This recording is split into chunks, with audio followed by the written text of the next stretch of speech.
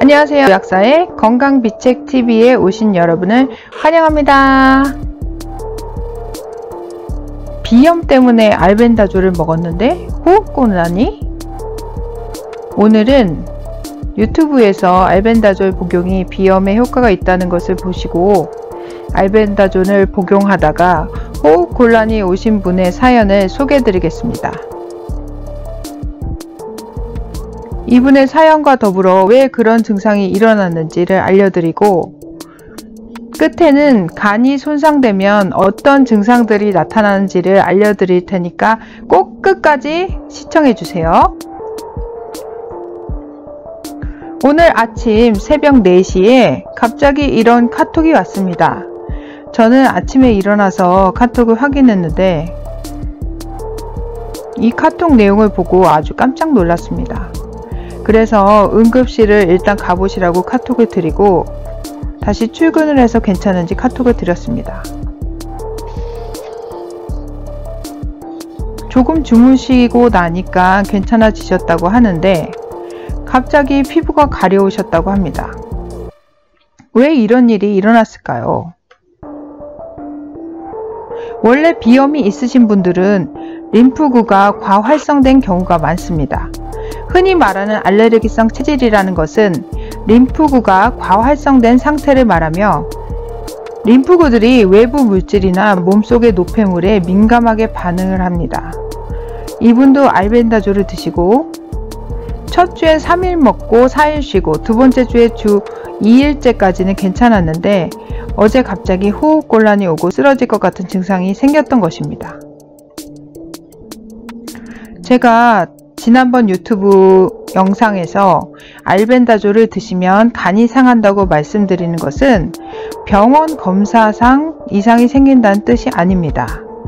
보통은 병원에서 피검사나 간 초음파로 간이 이상이 있다고 나와야 간이 나빠졌다고 생각하시는 분들이 많은데 간이란 아주 최후의 순간까지 이상이 없다고 나오는 장기입니다. 그래서 간에 이상이 있다고 나오면 손을 쓰기가 어렵고 간암 같은 경우에 생존율이 낮게 나오는 것입니다. 간이 상했다는 것은 아주 많은 다양한 증상들로 알 수가 있는데 피부염도 그 중에 하나입니다. 이분의 경우 알벤다졸 복용으로 인해 간이 손상되어 제대로 해독을 못 해줬을 것입니다. 그럼 몸 안에 대사산물이 많이 쌓이게 되고 이것을 배출시키기 위해서 우리 몸은 부교감신경 반사를 일으킵니다. 부교감신경이 과활성되면 기관지가 수축하면서 호흡곤란이 오기도 합니다. 그런 증상이 심해지면 혈관이 확장되고 뇌에 산소 공급이 제대로 되지 않아 실신을 하기도 합니다. 또한 부교감신경이 활성이 되면 림프구들이 많이 생기게 되는데 림프구들은 몸속에 있는 노폐물이나 대사산물을 피부로 발산시켜 없애려 하기 때문에 히스타민이라는 물질을 분비하게 됩니다. 그렇게 되면 피부 가려움증과 피부염이 생기지요.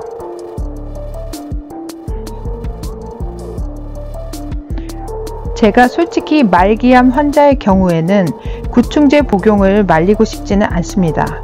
왜냐하면 항암제도 펜벤다졸과 같은 개 구충제만큼이나 간독성이 있기 때문입니다. 그래서 최후의 수단으로 해보시는 것까지는 말릴 수가 없습니다. 그러나 정상적인 몸 상태를 가지고 있는 분들이 굳이 간을 손상시켜서 알벤다졸을 마치 만병통치약처럼 복용하시는 것은 지금은 당장 간 손상에 증거가 없다 하더라도 결국에는 간이 상해 다양한 증상들로 나타나게 될 것입니다. 그런 질병이 간 손상으로 인해 생긴다는 것을 모르실 뿐이죠. 간은 정말 우리 몸에서 중요한 장기입니다. 간은 최후의 순간에 망가지며 간이 병원에서 망가졌다고 하는 순간 우리 몸이 사망에 이를 확률은 매우 높아집니다. 그러므로 증상이나 수치로 나오지 않는다고 간이 상하는 약물을 몇몇 유튜버의 말만 믿고 복용하시면 안 됩니다. 그럼 간 손상의 증상들에 대해서 알아보겠습니다. 첫 번째, 속이 울렁거리거나 미식거리는 증상이 있습니다. 이것은 쓸개즙이 안 나와서 생기는 증상들입니다. 두 번째는 오른쪽 귀에 이명이나 기울림이 생깁니다. 간이 부어서 오른쪽을 순환을 방해하면 오른쪽 귀에 이명이나 기울림이 생기게 되어 있습니다. 세 번째, 오른쪽 옆구리가 붓거나 결린 느낌이고 오른쪽 어깨가 결리고 아프다.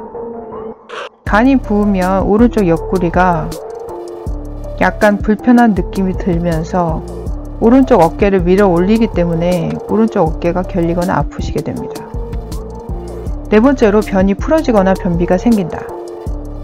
평상시에는 괜찮았던 것이 알벤다졸을 복용하시고 변이 풀어지시거나 변비가 생기면 간이 손상되었을 수 있습니다.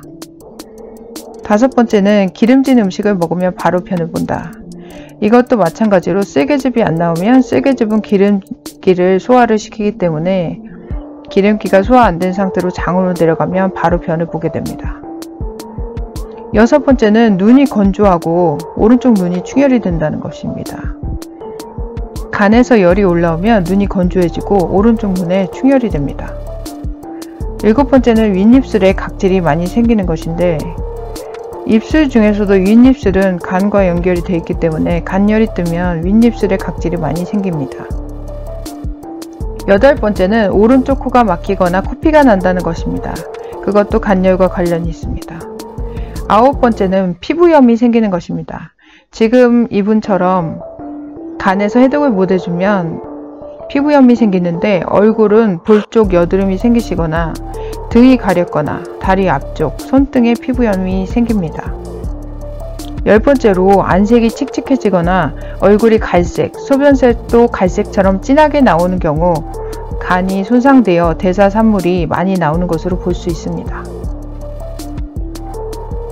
구충제는 이런 기생충을 죽일 때만 드세요. 부탁드립니다. 감사합니다. 오마이갓! 잊을 뻔했네요. 구독과 좋아요 꾹꾹 눌러주세요.